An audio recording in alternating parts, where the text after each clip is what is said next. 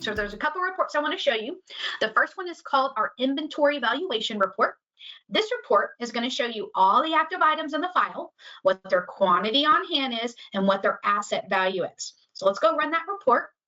It's report, inventory, and it's called inventory valuation.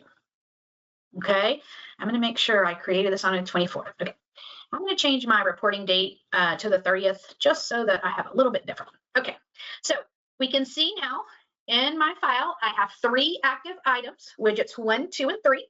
It shows us as of 4:30 what we have on hand. And if you look at our widget 3, we have negative 45.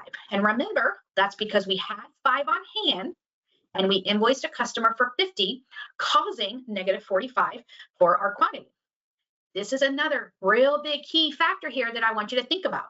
Not only did it cause me to have negative quantity, but it also caused me to have a negative value for that item.